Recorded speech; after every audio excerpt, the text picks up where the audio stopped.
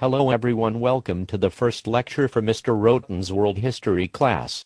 I'm one of Mr. Roten's assistants, Dr. Washington. I'll be hosting this lecture on the Roman Empire. It is going to be so awesome. The instructions you see above will be the same all year long, so make sure you learn them. Here's some intro info for you. I'll be back in a few minutes.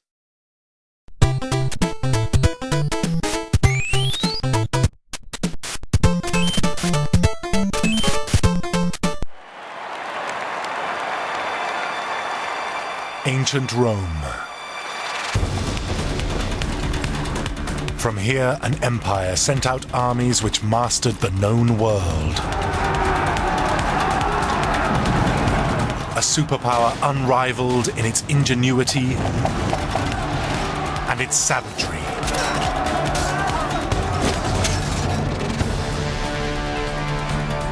This was the glorious civilization that shaped our own. For 500 years, Rome ruled supreme. The empire, they said, would last forever.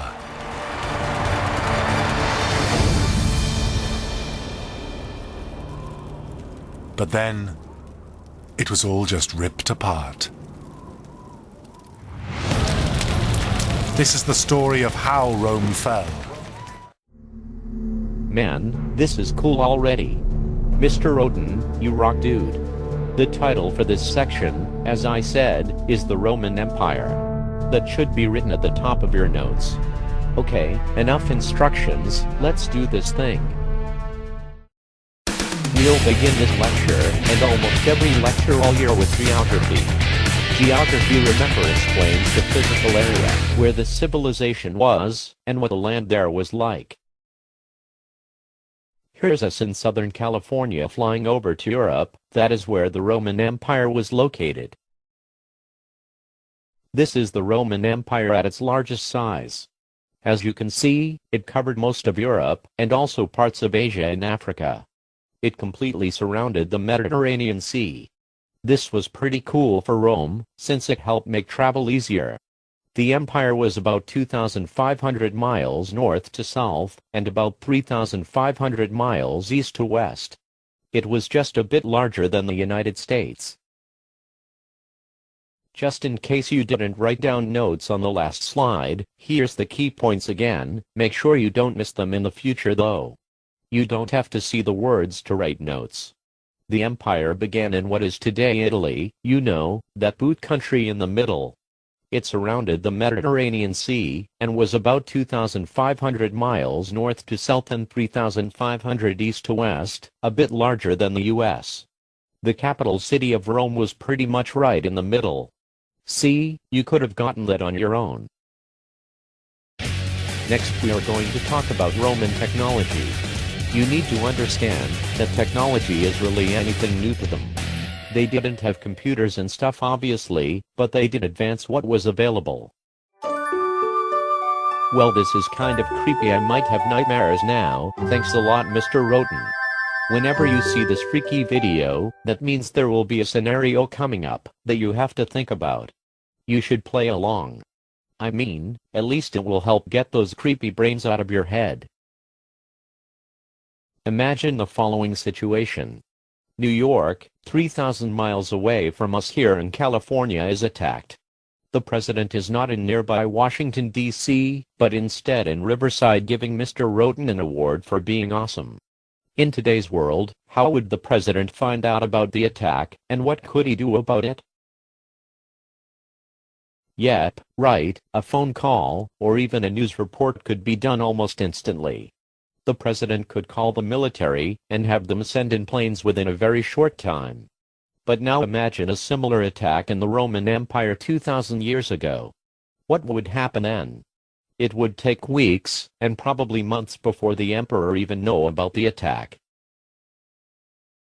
Trajan enabled the import and export of goods by expanding the massive system of Roman roads.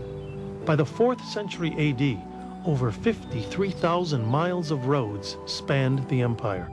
They were an intricate network of arteries that branched off from the nerve center in Rome.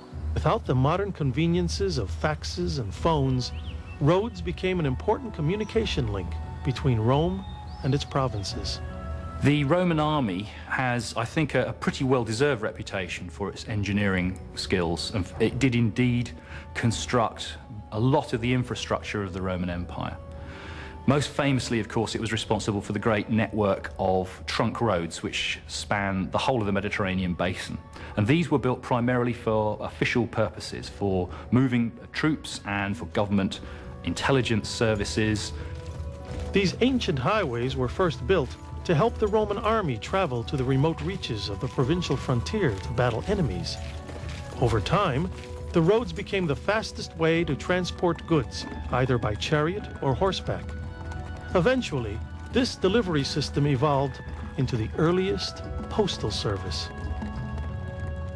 Of course, Rome's control of this enormous empire also meant that she could import almost anything she wanted from the ends of the earth to the city of Rome, again, to make that statement that Rome was the center of imperial power. By 100 AD, all roads led to Rome.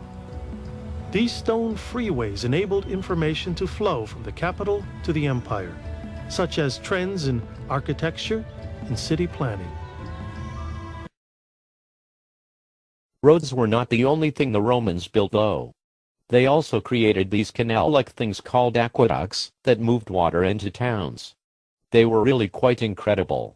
They used no electricity at all, so they had to be built at a perfect slope. They had to tilt just the tiniest bit downward, so the water would flow using only gravity. If they ran into a mountain, they often would dig a tunnel straight on through it using nothing but picks and shovels. It was incredibly hard work, but bringing water into the towns allowed them to grow considerably. Cities were the aqueducts.